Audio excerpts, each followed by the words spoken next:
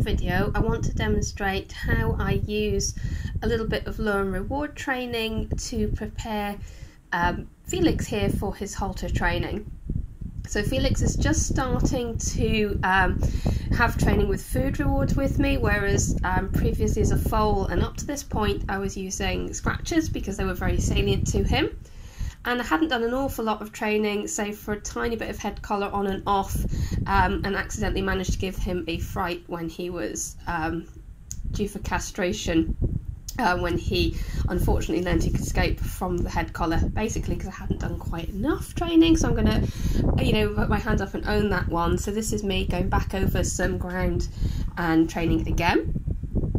So what I'm doing is basically teaching him to follow where my hand goes so that I can then, as your typical lure and reward that you'd maybe see with puppy training, and then I can start to replace that hand lure with directional signals with the head collar and lead rope.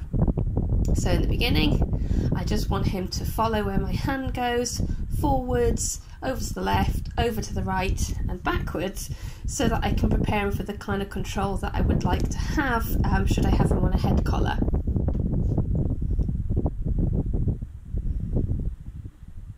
So you'll notice that I'm looking for his feet to go in the direction I want, not just for his head to follow, and then I open my hand and I release the food reward.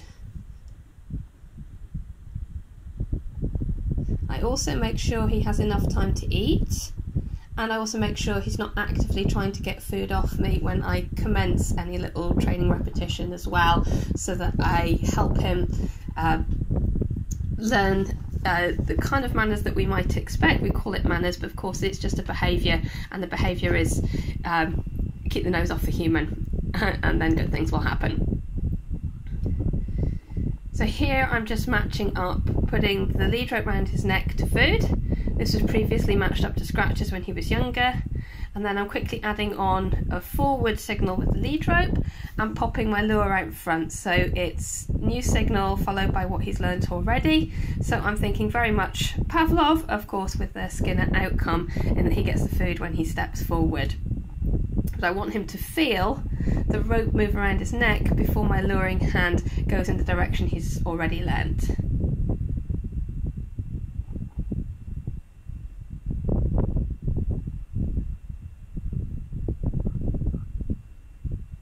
And then in the last stages of the training, I also want him to be wearing his head collar again, and I also match up the stages of haltering to getting food. So I'd like him to be in the right position next to me, so if he's feeling a bit escapey, a bit worried, I try to slow things down to lure him back into the position I want.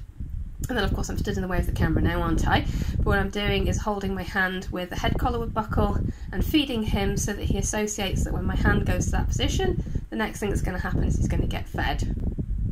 So that when I actually do it with the head collar, he's already had some preparation from the rope that's around his neck, so we're just transferring the sensation to something new.